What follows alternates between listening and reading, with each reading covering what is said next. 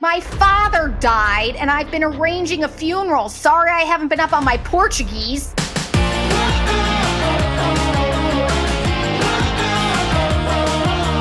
Hello, welcome to MAMM Podcast. I'm your host, Sarah Strickland. Just me today. It is the Halloween episode. Yay, Halloween.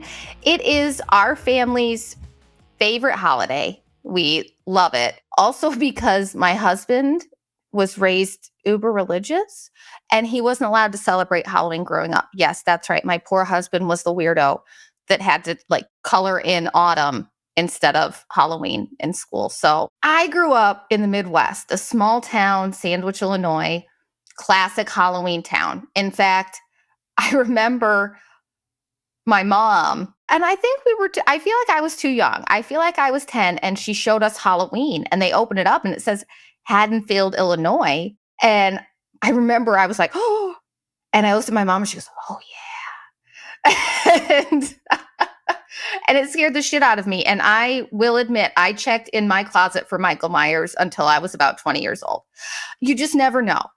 Better safe than sorry. It scared the shit out of me, like just how slow he is. And it was Illinois. And even now I'll look out Beckett's window because we live on a farm and I could just imagine him there. So rest in peace, Mom. Thanks for traumatizing me. The other thing that scared, do you remember Tales from the Crypt? We had HBO, so I would watch it. And I remember, spoiler, he pops up at the end. It's like, ah, scared the shit out of me. I had to hide. I had to cover my ears. I didn't like it. So I liked scary. And here's the thing. I like scary movies, but I cover my eyes with stuff. I don't like gore. Anything body horror really gets to me. We'll talk about that later because there were some movies that we watched. But yeah, Halloween. I remember some of my favorite costumes. 7th grade, I got on the cheerleading squad. So I wore my cheerleading costume because I was like, hot shit. I'm going to have a cancel moment here. I'm going to admit some things, people, I'm not too proud of. But the Halloween after September 11th, I did know and was friends with 2 boys who dressed like the Twin Towers. And I mean, they had a hole in it. I remember they had action figures hanging from it. As a 40-year-old woman, horrifying. I'm glad that's not on social media. I'm glad there's no record of it. I can't believe they did that. It was awful. I want to make it very clear. I knew the boys. I did not go as that. I just was 17, and I don't think that I quite understood the magnitude of what had happened, to be honest with you, and was just like, well, we're not in New York, horrific. So I apologize to every house that they went to trick-or-treating that year because that was just fucking traumatizing. So I'm sorry. So glad I'm a millennial. If we were Gen Z, I'd be fucked. I'd be so fucked. Some other questionable costumes I've done. In 2017, I didn't even watch Stranger Things. Walker and Drew did. But I went as 11 and Drew went as Hopper, who is her adoptive dad. That's weird. And then I remember I was walking Walker up to a house to trick or treat in the neighborhood. And he goes, oh, isn't it so nice? Your sister took you. And I was like, I'm his mom. Now at 41, I wish somebody would tell me that. But I was like, I'm his mom. This is weird. And then I remember I really was fat for a Halloween. And I think I wore the 11 dress with jeans because I was so fat. And I went as Miss Piggy, and Beckett was Animal, I think. I don't know. I really like to do couples costumes with the kids when they were little. Walker was Buzz Lightyear. And I got a Jessie t-shirt. Beckett was a fireman. I had a t-shirt that said I was a Dalmatian or something. We were Ghostbusters for Beckett's first Halloween too. He was so sweet. He was the Stay Puft Marshmallow Man and I was a Ghostbuster. So that's it. I'm a cheesy mom. When I had the puppies, I had them dressed up in costumes. I remember Bentley, his first Halloween was a little pirate and he was so cute. He had a little wig, and Cooper was a hot dog because of course he was. But once I had kids, I quit dressing up the dogs because that was just too much work and I didn't have that effort in me. Haunted houses. Love haunted houses, but they scare me. I feel like I was braver when I was younger. I remember I went to one with my friends Derek and Megan, who had to be junior year of high school. And I want to go on the record as I was obnoxious. I realize this now, how loud, obnoxious, not bratty, but just making a scene, look at me, attention whore. Clearly had daddy issues and mom, like I had issues. And I'm sorry about that too. But so we go in and it's this one that's like in Scottsdale. And of course I'm just screaming hysterically. I'm like, Derek, Derek. And he's like, Sarah, Sarah. So then they start being like, Derek. Oh, I got toothpaste on my teeth. Get that out, Sam. They were like, Derek and Sarah. So I wasn't scared at that point. I thought they like were in our drama department or something at school. So I'm like, who are you? Do I know you? And then they just kind of wanted me out. And then we went to that same one after my 20th birthday. My friend Gavin took me to this really fancy restaurant. We got dressed up. I had like this teal blue dress on and I was like hot shit. And it was like a restaurant where you're on a mountain and there's windows. It's really pretty. I don't remember the name of it. But we went to the haunted house after, and I remember people like, oh, did you just come from a dance? And I was like, how dare you? I am 20 years old. I don't go to dances anymore. Once again, I was looking a gift horse in the mouth. The funny thing about that one was, though, Gavin, if you're listening, do you remember Tech Fest went to that one? That guy that you lost your virginity to wore the Tech Fest on the air mattress that was losing air. He was there. We have pictures with him and our friend Teresa, but it was fun. Another one we did Alice Cooper because Alice Cooper is here, and we went with Josh, Megan, Drew, and Drew's friend Steve. And Drew was pissed at me for something because I mean we were fucking Ross and Rachel back in the day, like we were just on and off. So he wouldn't walk through with me, and I was so pissed because Steve was walking through with Megan. So I walked through with Josh, but I had to be the man because we kept getting sprayed with water, and he was like upset. And I'm still kind of pissed that Drew didn't go with me through that one, if I'm being honest. I'm sure I did something to deserve it, but come on, man. He was really into Eli Roth. Hostel, cabin fever, which between you and I don't get the cabin fever thing. I never have. Hostel was horrifying. Cabin fever, Drew fucking loved it. I don't know. That's his weird ass humor. We both have weird ass humor, but sometimes it's just very different. And mine is like baskets with Zach Galifianakis and his like fucking cabin fever. But, no big deal. So Eli Roth had this haunted house in Vegas called the Goratorium. And we went to Vegas with my parents. It was like the first time we went on a family vacation with everybody. And we were like, oh, we got to go. So we went. And I was like ready to be scared. But we were with these two girls who were obnoxious, even more than me, if you can believe that. And the people were so pissed at them that they just kept like scaring them and being like to us, like, we're so sorry about like this. And so it was, at least it wasn't that scary. But I was just like, God, what did you ladies do? You wrecked our whole time. And now Agritopia Halloween. Halloween in Agritopia was part of why we wanted to move here. We came when we were looking at houses, and I remember she's like, we're going to live here. And she's like, where? And I'm like, over there. Like, I don't know. I panicked. And she was like, we didn't even buy a house yet. I'm like, I know, but we're going to. And then luckily the next time we came in the neighborhood, we were closing on our house. But it was just so magical. And you drove in here and it was great. And then after we would go to Joe's Farm Grill, the three of us, it was me, Walker, and Drew at the time, and have dinner, and we loved it. And now it's fucking hell again.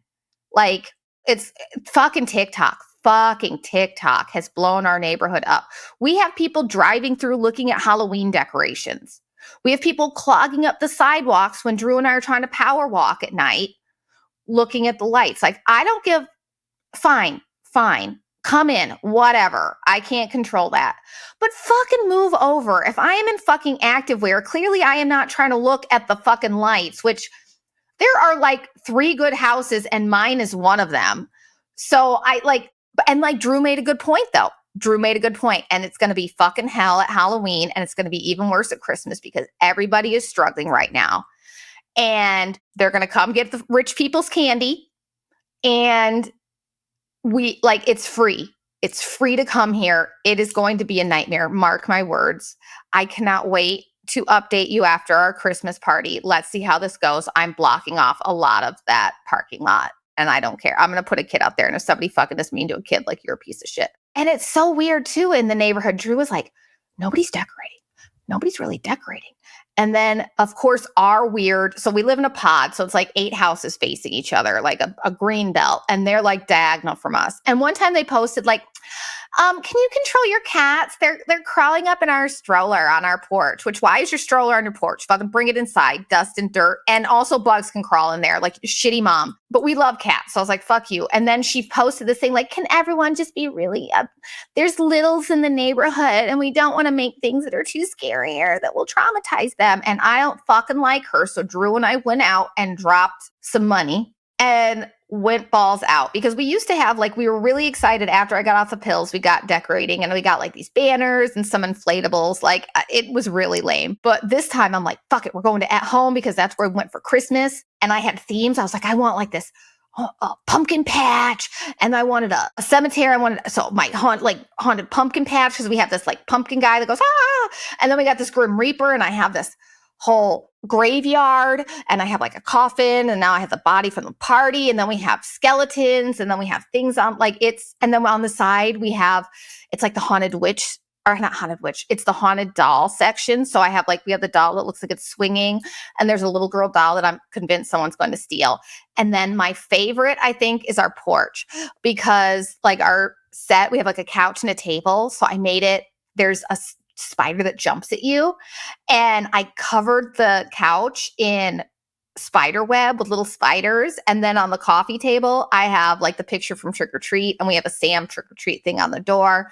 And Drew got this like $50 animatronic from some, I don't know, website, and it came, and it was just like basically a pole and a stand and a head and some arm. Like, it looked cheap. So I helped with the costume sale at the school this year for drama, and I got a dress that Drew thought, and we tied, and now it looks so good. Like, that $5 dress really dialed it up. So I'm excited to see how it goes at Halloween, if people say things and stuff. Like, I think it's really cool, and it just makes me happy to look out there and just see all the Halloween goodness and it coming together. And it's such a hard year. Let's all be happy and celebrate Halloween, guys. Do you guys remember when we used to x-ray candy? Like, do they do that anymore? Now looking back, that's horrific. And why were we x-raying candy? Like, I know why, because that fucking pixie stick guy murdered his kid for the insurance money. I never went and x-rayed, and my mom didn't give a shit. She was like, eat a razor blade, I don't care. But like, let's see if that leads to cancer. Like, who knows? Probably like our rectal cancer that we're all getting is from x-raying our candy back in the day, and plastics. Like, Jesus Christ. But horror movies. Drew and I love horror movies. Our first date was The Sixth Sense, which is scary. Our second first date was 28 Days Later, and which we saw like 3 times in theaters together. And our last first date was The Strangers. So every October, we stop whatever show we're watching and we start watching horror movies. Every night, sometimes we'll do 2. So I'm going to go over, this year started high, had some lows, and then I feel like we're coming out on the other side of good. So let's get into it. Hell House LLC is one of my favorite. This isn't one I watched this year, but it's just one I want to talk about. I love it. It's kind of found footage. It's found footage. I'm a whore for found footage. I love found footage. VHS, all that. Like, I'm in. VHS Halloween was fucking awesome. I loved it. There were some weird ones. There's always some weird ones, but it was really so VHS Halloween, watch on Halloween. But Hell House is just amazing. And it becomes a real haunted house. It's in Pennsylvania. So it is my dream to go to that haunted house. I've also tried to get the director to be on this podcast, but he didn't respond to my message. Like a lot of people don't. But it's cool. It's cool. Whatever. I'll get you eventually, Hell House. So in honor of our first date, 28 years later came out. And we kept meaning to see it in theaters, and we didn't. And it was we could watch it at home, so we did. And it sucked ass. The whole thing was a setup for another movie. And also, spoiler alert, I'm just going to spoil it and waste it for you. No Cillian Murphy in this one. They had him in interviews. They made it seem like he made a cameo. I was even a little one I was happy with, a little one. No Cillian Murphy. He's supposed to be in the next one and heavily featured in the third film. So it's fucking like a pyramid scheme at this point. Like, we just have to wait for the third one for the shit we want. Because it's following some kid and some fucking weirdo from Scotland. Like, I don't know. And the cast was fine. I like Aaron, whatever, Taylor, married to that old lady, the chick from, the cast was fine. It was just like thumbs down. 28 days later, thumbs down. Bring her back. This was by the Australian director that did Talk to Me, which was where they had that like hand from a morgue and you could like see talk to dead people. So it's about these two orphans that go stay at a foster home, and there's a weird foster kid, and the foster mom's weird. When I tell you that this was horror, and I like horror movies, this was deeply horrifying. The body horror thing, like there's broken teeth in it. That's a spoiler. They're broken teeth, and I cannot handle that shit. I can't handle broken teeth when the fingernails come off, when a bone pops out like that. Oh, this one left us like, oh my God. There's a lot of the times I was covering my eyes. Like this guy's good. So I would say that was probably the top scary, like that I walked away like, fuck. That one, good. I don't want to do too many spoilers. Also, Night of the Reaper blew me away. It started out and I was kind of like, okay. And like the characters, meh, you know what I mean? And I was kind of like, where's it going? And then there's a twist. And it was like the best twist. Like it was bring her back, Night of the Reaper. If you like horror movies, watch these. They were amazing. We also liked Heretic. I mean, who doesn't love two Mormon missionaries getting locked up by Hugh Grant, who makes a great fucking villain, I might add. I think that Hugh Grant should just be a villain because he's an asshole in real life. Like, just make him and Jason Bateman every villain, and it would be so believable. But I just really, and because it's also like we have Mormons here, so it was kind of funny, right? You know what I mean? Like, I think if it was somewhere where you didn't have Mormons, it would be like, oh, whatever. But it was excellent. It was excellent. Don't watch it if you're super like religious and proud of it. It's called Heretic for a reason. Sinners was very good. But as Drew pointed out, it was like From Dusk Till Dawn. Michael B. Jordan is just fucking amazing. One of the most talented actors of our generation. It was excellent. But I was just kind of like, it was a good movie. It was the same as Weapons. Everybody fucking talked about Weapons. Like Weapons was it. And we watched it, we rented it, and it was good. It was suspenseful. If you're not a big like it was fine. It was fine. If it wasn't built up so much. But it was just like, honestly, I just really felt really bad for this one character the whole time. So I kind of couldn't even get into the movie because I just felt horrible for this character. And that was just it for me. So, and also I was really shocked because everyone fucking talks about Aunt Gladys in it, Aunt Gladys, and she's very distinct looking. There were no costumes of her this year. So I'll be interested at Spirit Halloween next year if there's a Gladys costume. I will not, I thought about it. And if they had one this year, I would have. But next year, my friend Rosie and I are going as Death Becomes Her, and I'll be Goldie Hawn, and she's going to be Bette Midler.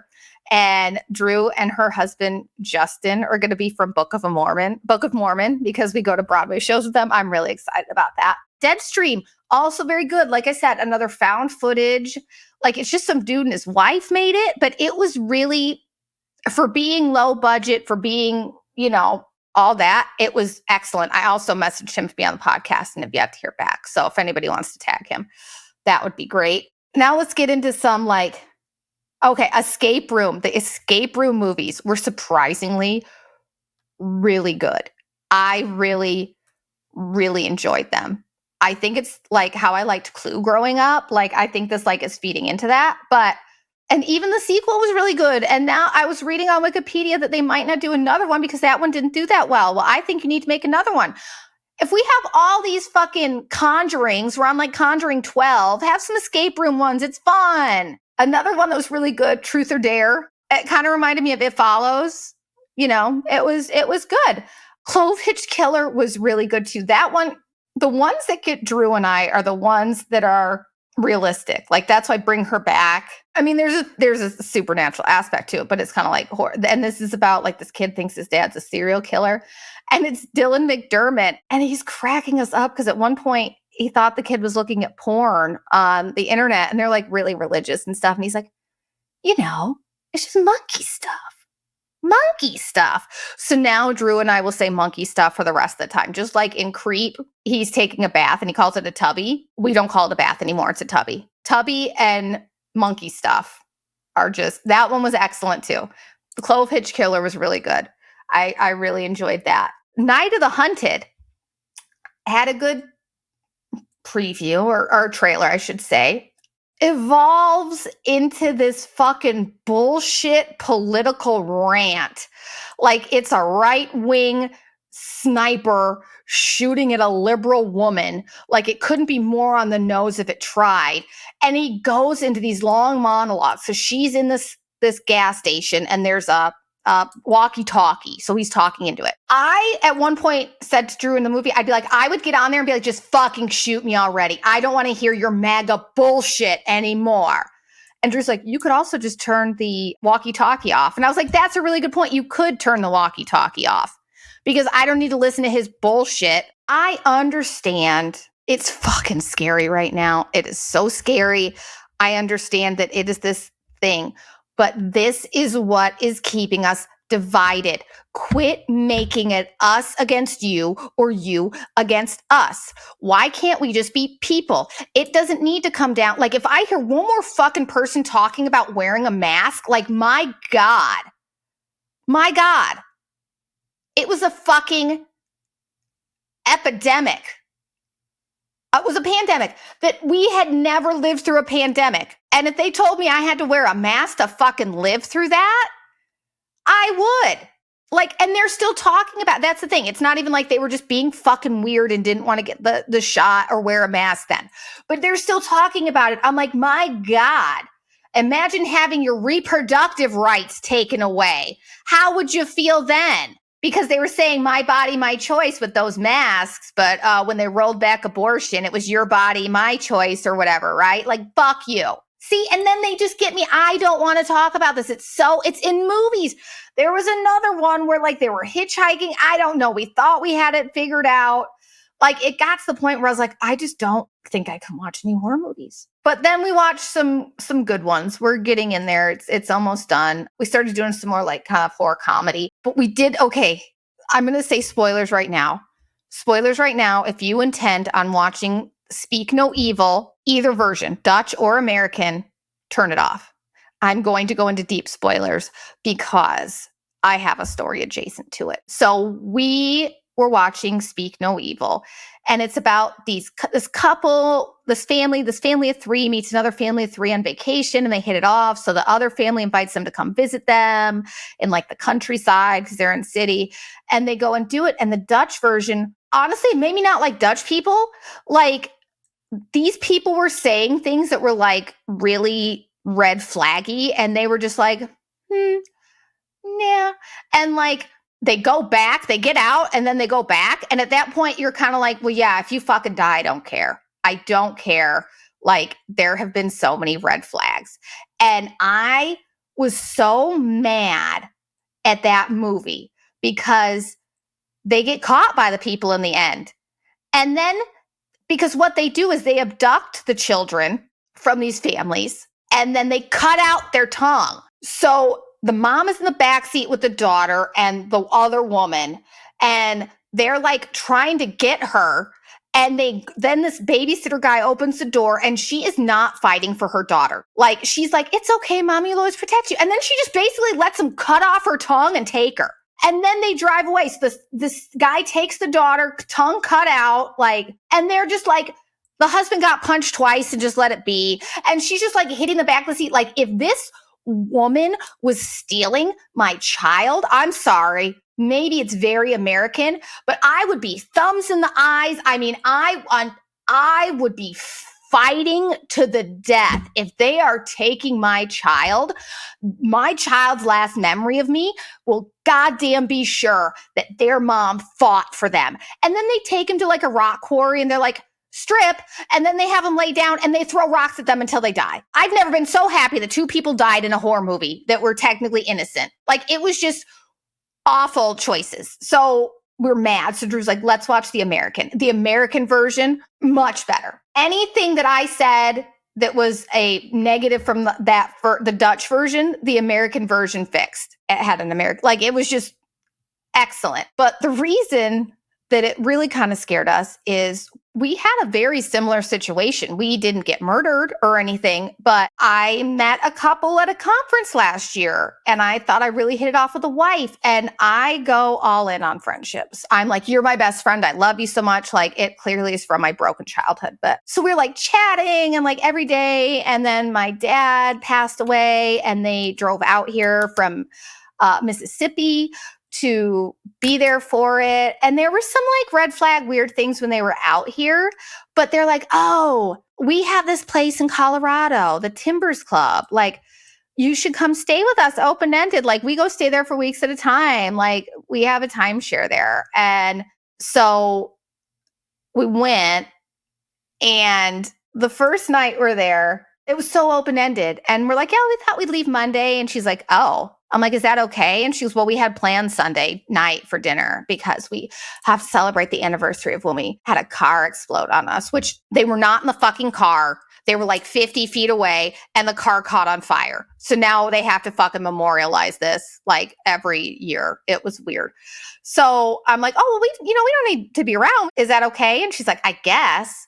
So then we are like, oh shit, okay, no, we don't want to wear out our welcome. We'll leave Sunday. No big deal, no big deal. And just red flags were coming up, like things that wouldn't add up unless it was a lot. But really, my favorite part was we were all sitting around that one of those nights, and the husband launches into this story about how like he got in trouble and accused of lying, but he didn't when he was a little kid. So he learned it doesn't matter if you tell the truth or not. So he likes to lie. Fucking just says it. I like to lie. I lie all the time. And his wife was just sitting there like, that's my man. Oh yeah, you lie away. And I was just like, oh my God. People lying like that just for no reason. I understand lying to get out of trouble. I understand certain circumstances, little white lies. But these making up stories, like he was saying how he got in fights all the time. No offense, but he doesn't look like somebody that would fight or win a fight. And then we're like, he just lies. So he tells us that, and we're like, well, we only have like 2 days left. So, we have 1 day and then we leave. So we went to Aspen, and they kept being like, oh, we go here all the time. We might see Bill Macy, William H. Macy. We call him Bill. We've seen Kate Hudson before. And I was just like, oh God. So then we go to this thrift shop, and Walker tries on this plaid shirt. Moms, you'll understand. The sleeves ended mid-arm, too small. I go, take that off. I'm not buying that for you. It doesn't fit. We live in Arizona. And he got all pissy, and he started like grab his brother's hand, kind of angry. And I was like, don't take it out on him. I said, go find your dad. We're not doing this. So he went, and then she wanted to take me to this really like Alice and Olivia, where she bought a $3,000 jacket. And she kept making the point that she went and bought this $3,000 jacket, which is not the flex you think it is, because I would never spend $3,000 on a jacket of money I earned, but I would spend it if I inherited it from my mother-in-law, which you clearly did, and you kept saying you didn't get any money. So we're walking to the store so she can take me there, and she's like, I cannot believe you talked to him that way. He was so upset. He didn't even want to get a swimsuit. That's why we had to go. Also, Walker forgot to pack anything. He packed like one outfit. So I was doing laundry, like we had to go buy him stuff. So there was that too. I cannot believe you talked to him. That's just like my mother. Like, how dare you? Like a narcissist. And I am good at confrontation, but when somebody attacks me like that, kind of out of the blue, I shut down. I turn into little Sarah, and I'm just like, just make this be done. Make it be done. So I'm like, I'm ready to go back to the boys because we had split up. And I kind of walked away because I was upset. And she went and told everyone I was having a moment. She's just having a moment. Didn't, add the part where she accused me of being a shitty mom, when they don't have kids too, by the way. They have a dog that they call their son, but they lock him in a hall closet overnight, and she sleeps till like noon every day. So poor dog's in that closet like 12 hours a day. But it's her son. Like, they didn't even have him in there. Like I said, there were so many weird things. Like, it was just weird shit. So I'm like, done. So we go back to the place, and I stayed in that room the whole night. They were going to grill out. Drew took them shopping, and Drew paid. That was the other thing. They were very split check. They were very this and that. We didn't inherit money when my mom died. We had inherited her debt. But if you looked when they bought their house, it lined up when they got their inheritance. And no shame. I am selling my mother's house, and I'm going to make a decent amount of money. I'm not going to hide that. That's my inheritance. To me, that's what I fucking earned, being their daughter and being through that. So I don't care if you earned your money or not. Just be fucking honest about it. I don't even know where it's going now. It was just so weird. They were awful. And they kept making a big deal about how people use them for money too, and that they had like a $300 cleaning fee every week. So I was like, well, how I was raised, I don't want to owe anybody shit. So I went down at like 6 a.m. because, like I said, she slept till noon. I knew I wasn't going to run to her. And I went to the front desk and I paid half the cleaning fee. I was like, I just want to be a good guest, this and that. Thanks, Phil. And he did it and he handed me my receipt. So we go back and we're going to go get breakfast. She's still sleeping. And I'm like, Will, I felt really bad about sleeping all day yesterday. So I went ahead and paid half the cleaning fee. And he's like, oh, you didn't have to do that. I'm like, yeah, I wanted to. It just, I felt better. I felt like a bad guest. So we went to dinner. And we're coming out of the room and I'm like, cool, we're leaving. I just have to see her real quick. And she's like, can you come sit down? And I was like, motherfuck, what now? Am I reincarnated as your mom? Like what?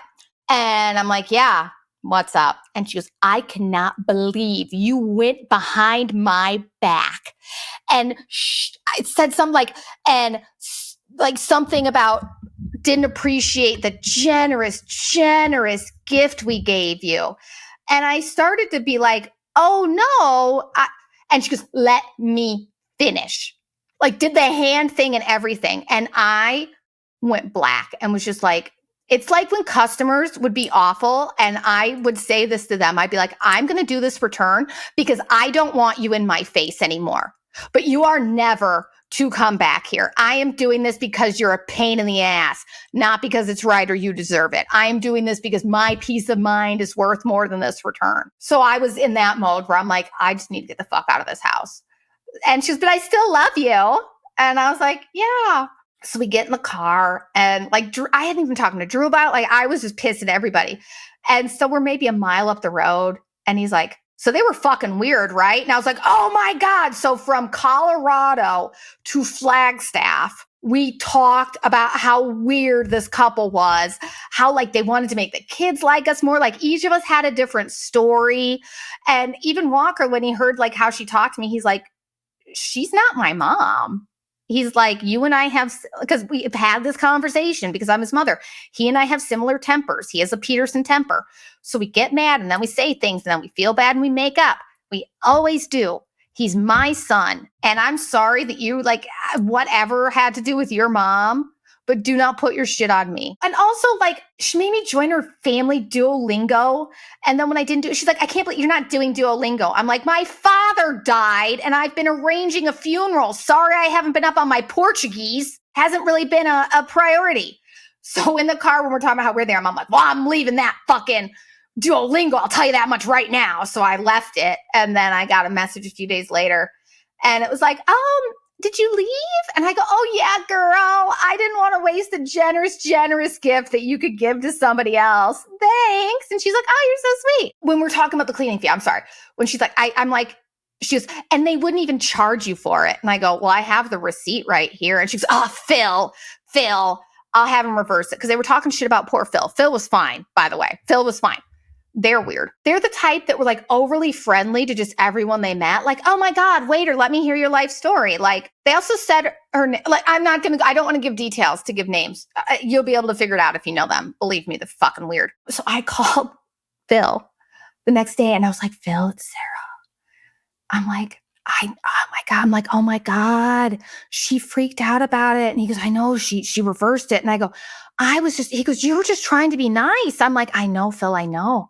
But she said that like, I went behind her back and all of this and it was nuts. And I sure hope you wouldn't tell anybody about this because they said he was gossip. So I hope it got all around you fucking nutbag. The last I heard from her, like she said something like, oh, about my mom. And I go, well, at least I'll get that dead mom money. Because like I said, they kept making a big deal about how his mom died and they got no money when all signs pointed to they had money from this, but whatever. So I go, at least I'll get my dead mom money. And she's like, well, if anyone can turn it into something beautiful, it's you. And they're the type that always post on Facebook, like, don't beg for a seat at the table, this and that. And it's like, no, you're fucking awful. And people don't want to be your friends. This isn't oh, poor you, no seat at the table. Like, you're fucking weird. And I met them at Author Nation last year. I go to Author Nation in 2 days. And believe you me, in the recap episode of that, I will let you know if they showed up. because after we got back, Drew got a very, very, very mean email. Very mean. And when we mentioned it to a friend, he goes, "Oh, isn't it that the guy we were staying with, his friend?" So we looked it up on Facebook. Sure enough, he had like all the details matched. I tried to friend him. He didn't accept. Yvonne, who I'm not friends with in general, but at the time I wasn't friends with on Facebook, she friended him and he accepted it. So all signs point to these fucking psychopaths had this man write this email. Or the other option, which is like a real possibility, is that that's like his fake profile and he sent it. Like, these people are nuts.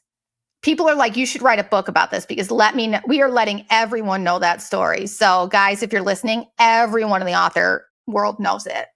Everybody, every lie you told, we're sharing because I can't stand lying. I can't. And it really just pisses me off. Oh, just even thinking about it was so weird. But we're lucky that they didn't murder us or cut out our son's tongue.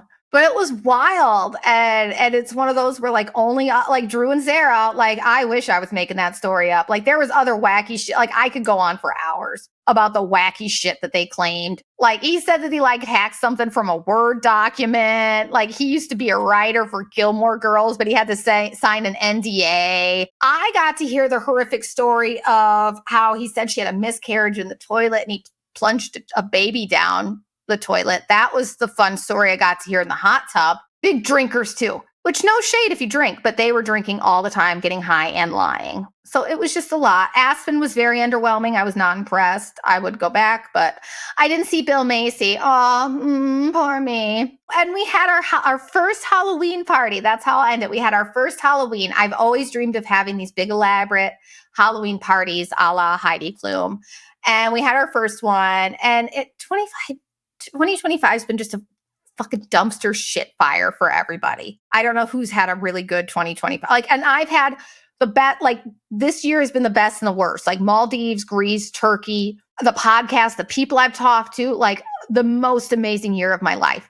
I also lost both of my parents. So it's been like a very Libra for me, which I am. So we had a lot of people not show up, but we had, the core group, Rosie and Justin and everybody, and we loved them. And our friend Jackie, who I hadn't talked to since high school, showed up. And I loved it. She came as like a wife that killed her husband. So, I was like, oh, Jackie.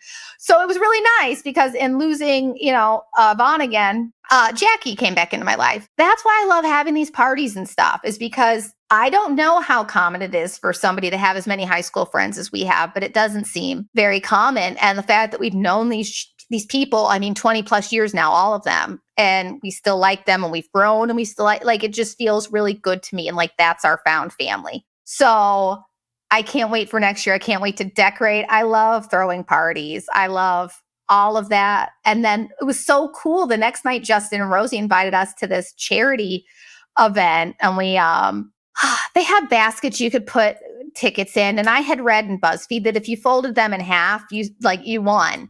So I was like telling the people we knew, I'm like, fold them in half. I read it in BuzzFeed. I didn't win shit, which sucks. We did play bingo, and I got like a wine tasting at Cooper's Hawk, which I don't drink wine. And luckily our friends Jenny and Tasha got the dry bar one, which I wanted. So she traded me. Thank you, Jenny and Tasha. I love you. But it was really cool. It was like a 1950s like charity, and there was couples costumes. And we of course were Mrs. Mia Wallace and Vincent Vega this year. And I just love Halloween, and it makes me so happy. And I hope that this is spooky. I hope that you're okay with the spoilers. My God, stay away from those fucking psychopaths we stayed with. And don't forget, friends, make today your bitch. Happy Halloween. Oh, another note, not that anyone gives a shit whatsoever, but I feel better if I say it. I am going to Author Nation, the big conference. That's right, where I met Kevin Smith, where this very podcast was born. So there will be no episode next week. I know the two of you that listen regularly, I'm so sorry, but I will be back to you with a recap episode and hopefully a James Patterson interview. Who knows? He has a podcast now. I have a podcast. Come on, James. You're worth $800 million, dude. Like, let's do this. We got invited to the VIP event. Like, this is on. But again, thank you guys for listening that do. And please, I love hearing the feedback.